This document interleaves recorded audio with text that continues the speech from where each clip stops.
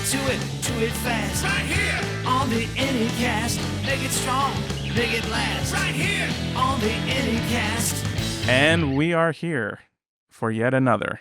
Can you believe that you're still here for another episode of the Anycast? And I am here today with, first of all, a genuinely amazing human being, pretty darn good at business and leadership and other things too. But I can't even give you a proper introduction. But Greg Moss is here today. Greg, tell everybody a little bit about your origin story, where you came from, how we got here, why we're here today. Well, first of all, thank you for having me, Matt. This was a special surprise to hit my inbox, so I'm very excited to be here with you. I started off as a kid growing up in the Bronx, underprivileged kid, and use that as kind of my driving force behind wanting to be in business. Had two parents, split house. Mother, late in life, decided to make a lot of money in sales, and a dad who was super conservative with a philosophy background. And so those were my two paths, right? Do I go conservative philosophy or do I go high income sales? And the high income sales at that age was something that was really appealing to me, and sales stuck with me. And through all the businesses that I worked in, I was able to culminate enough experience to ultimately start my own business, or feel comfortable enough starting my own business. And that took me from, selling fish hook holders at an early age. I started a company called HookSafe. This is my first company, and I did not know. Hold on, I have to I've never interjected in an intro before, but I need to.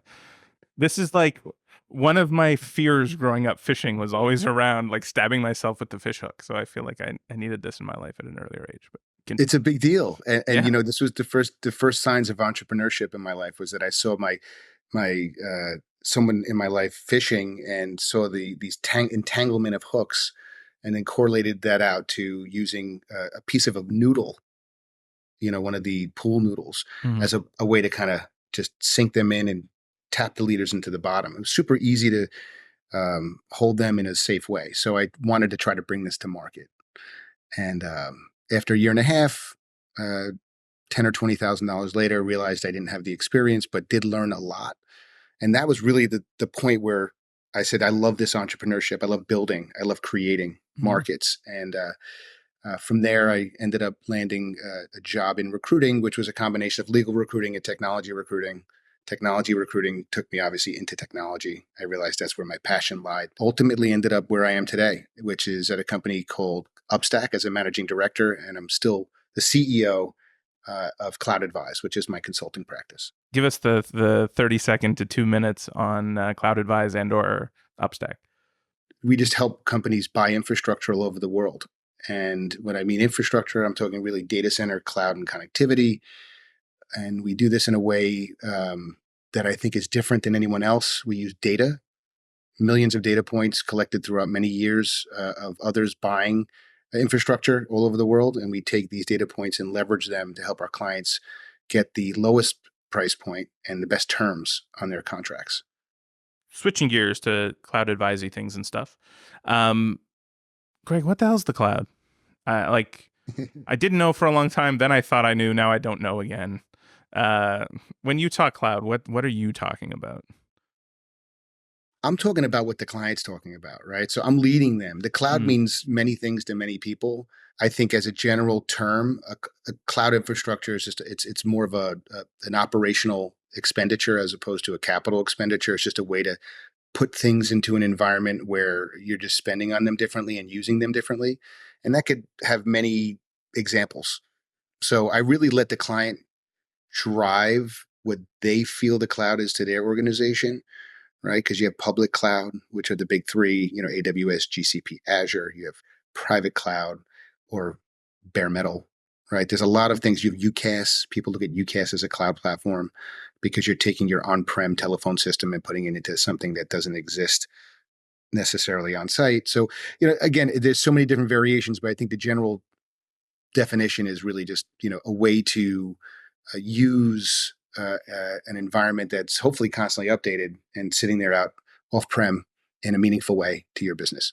With a broad definition of cloud, it can and cannot and does and doesn't work across a variety of opportunities for a variety of different people. What I see today is a ton of now declouding or a little bit of cloud backlash because, people that thought it was the answer might have just been asking the wrong question. Not to date. I try not to talk about current events on anything, but LinkedIn, owned by Microsoft, announces inability to move to Azure. Sometimes the cloud is not the answer, even when it seems like it could be. Absolutely. So I think we should go back a bit and remember why the cloud became what it is today. And when I'm talking about public cloud, I use Barnes and Noble as this example because it's a great example.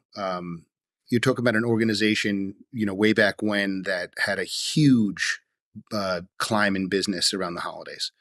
And I remember having them as a client many years ago. They would buy infrastructure, millions and millions of dollars worth of servers to sit in their data centers to be used a month and a half, maybe 2 months a year. And if you think about that, right, over 3 years, that hardware becomes old, it becomes dated, and potential for issues. And at this point, you've used that hardware for about 6 months, right? So the use case of having the public cloud to create this bursty seasonal play was to me one of the biggest original use cases of this, right? And it made sense. If you have applications that need to have high and low seasons, spin it up when you need it and spin it down when you don't.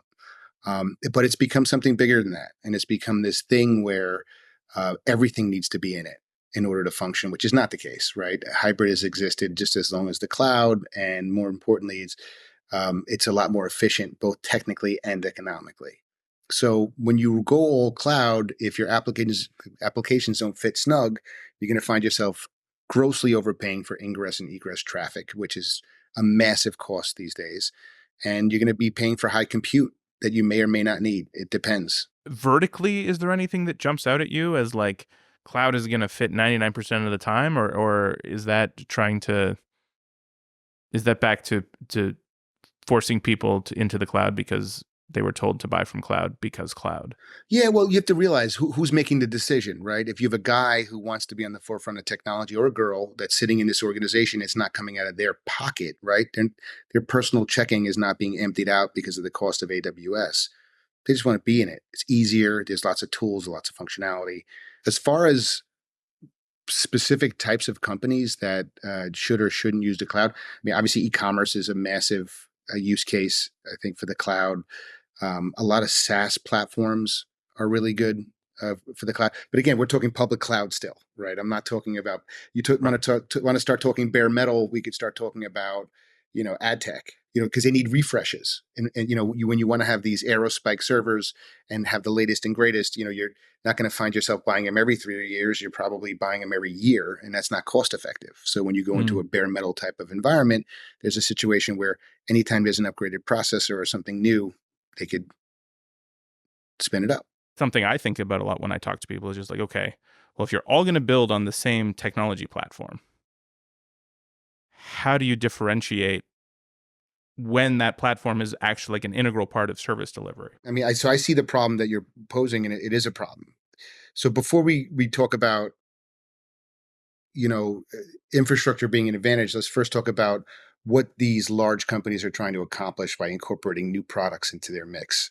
When they go to an organization and offer them services, they have a contract. Contract's not like what you and I are used to. Oh, we're going to charge you $10,000 in MRC. It's a global commitment.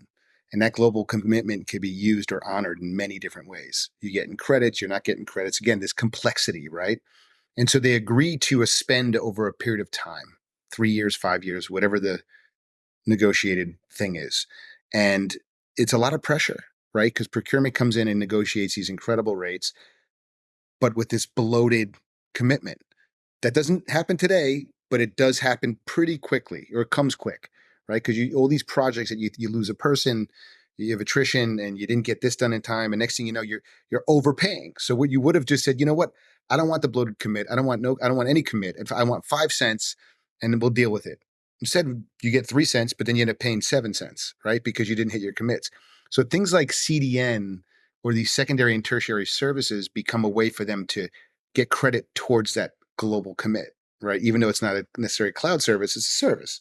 And so it becomes attractive and easy to get these people to commit, even though the service levels are much less. But back to infrastructure and advantages.